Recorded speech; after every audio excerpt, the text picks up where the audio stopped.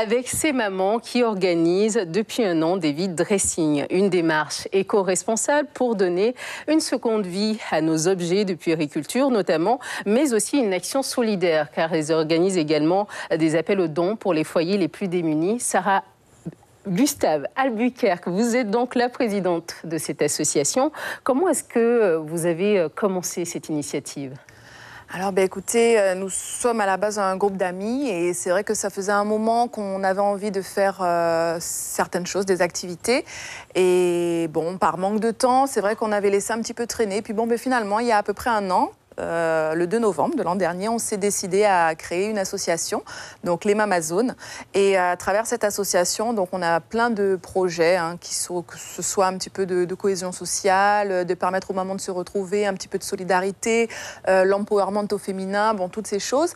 Et donc c'est vrai que comme nous sommes une jeune association, il a bien fallu qu'on débute par quelque chose.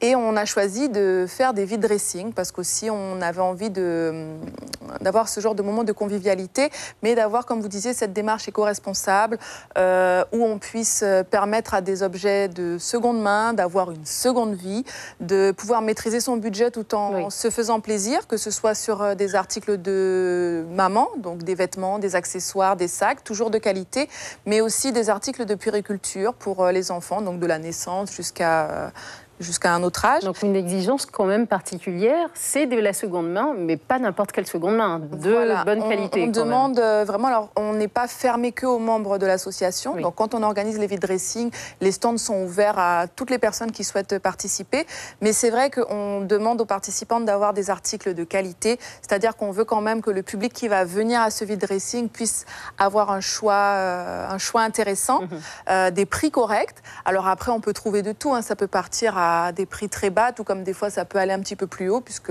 les exposantes sont de tout milieu, tout comme le public est de tout milieu, donc il y en a vraiment pour toutes les bourses et pour tous les goûts.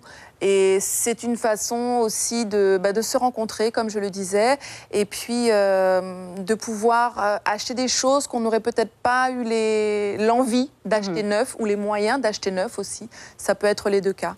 Et aussi une façon de lutter contre l'obsolescence marketing qu'on connaît un petit peu. On peut trouver vraiment de très jolies choses. Et on publie régulièrement sur la page Facebook un petit peu les choses que l'on va mettre en vente. On essaie de faire vivre un peu la page. Et il y a vraiment de très très jolies choses à des prix vraiment très très abordables. De jeunes entrepreneuses également qui peuvent profiter de cette occasion pour faire parler de leur entreprise. C'est vrai, donc du coup, on est aussi dans une démarche de valoriser le travail des femmes, principalement des femmes, mais on n'est pas fermé, mais des jeunes femmes guyanaises.